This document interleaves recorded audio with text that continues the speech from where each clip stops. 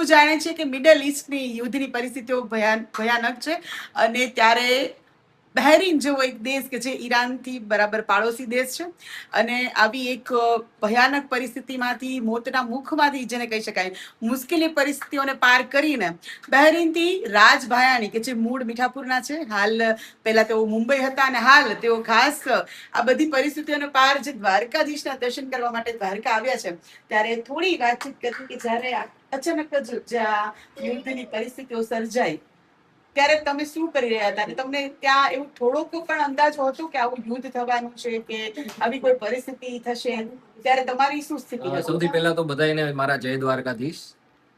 અને જ્યારે પણ આ સિચ્યુએશન અરાઇઝ થઈ ત્યારે અમારી નોર્મલ લાઈફ ચાલતી હતી. અમે મોર્નિંગ રૂટીન્સ બતાવતા હતા, અને ઇનફેક્ટ મારા ઇનલોઝ આવ્યા હતા જે ત્યાં એક શોર્ટ વેકેશન માટે આવ્યા હતા, અને અમારું કોઈ ડિસ્ટર્બન્સ નહોતું. આગલા દિવસે the day was very normal. અને સેકન્ડ ડે ઓનવર્ડ સડનલી સવારના એક પેલા ન્યૂઝ આવ્યા કે ઇઝરાયેલે ઈરાન પર અટેક કરી છે, અને પછી સાયમલ્ટેનિયસલી જેવા અમે બીજા ન્યૂઝ હજી એક્ટિવેટ કરી એટલી વારમાં બહેરીનની અંદર પણ સાયરન વાગવા લાગ્યા, અને અમને સમજાણું કે અહીંયા પણ અટેક થયો છે. So it was a surprise. પછી જ્યારે આ બધું શરૂ થયું ત્યારે પછી શું કર્યું તમારું? પછીનું રિએક્ટ શું હતું? પછી કઈ રીતે? બસ અમે જે સાયરન સાંભળ્યા તો અમે થોડી વાર પેનિક થયા. આજુબાજુમાં જોયું શું થાય છે. જોયું તો નીચે ટ્રાફિક જામ થવા લાગ્યું. બધા પોતપોતાની ગાડીઓ લઈને એક સેફ ઝોન તરફ જવા લાગ્યા હતા કે જ્યાં હાઈ રાઇઝ બિલ્ડિંગ નથી, કે જ્યાં ઓપન એરિયા વધારે છે.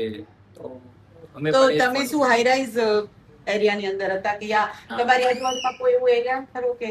અમે એક હાઈ રાઇઝ એરિયાની અંદર જ રહેતા હતા. જ્યાં અટેક થયો એનાથી થોડા દૂર જ અમે લોકો રહેતા હતા.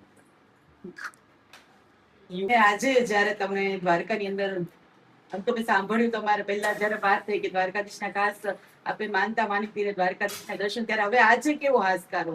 બહુ સારો હાશકારો થાય છે. ઇનફેક્ટ મારા પેરેન્ટ્સ, બધા ફેમિલી મેમ્બર્સ અહીંયા એકદમ ટેન્સ્ડ હતા, અને ઘણા ટાઈમ સુધી અમે વેટ કરી કે આ બધું શાંત થઈ જશે.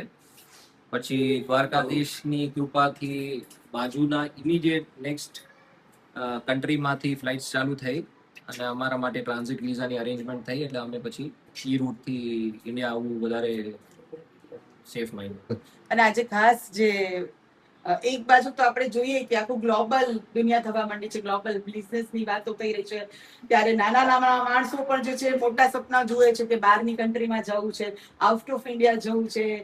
તો કેવું લાગે છે કે જ્યારે ઇન્ડિયા બેટર છે, આવી જ્યારે પરિસ્થિતિઓ થાય છે ત્યારે એવું લાગે કે ઇન્ડિયા બેટર છે? એના માટે તમે શું કહેશો? ઇન્ડિયાનું કોઈ કમ્પેરિઝન જ નથી. ગ્લોબલ લેવલ ઉપર ક્યાંય પણ તમે જશો તો બધા ઇન્ડિયન્સ એક જ વસ્તુ કહેશે, સારે જહાં સે અચ્છા હિન્દુસ્તાન હમારા. બટ ઓપોર્ચ્યુનિટીઝ ઓફકોર્સ ગલ્ફ એરિયાની અંદર ઘણા બધા ઇન્ડિયન્સ રહે છે. ઓલમોસ્ટ 90 લાખથી ઉપરના લોકો ઇન્ડિયન્સ ગલ્ફ એરિયાની અંદર પોતાની ન્યૂ ઓપોર્ચ્યુનિટીઝ માટે જાય છે, અને હજી પણ મેજોરિટી લોકો અહીંયા છે. આ ટેમ્પરરી સિચ્યુએશન છે. મને લાગે છે કે within some span of time આ પણ સોલ્વ થઈ જશે, અને લોકોને એક્સપ્લોર તો કરવું જોઈએ, કોઈ પ્રોબ્લેમ નથી.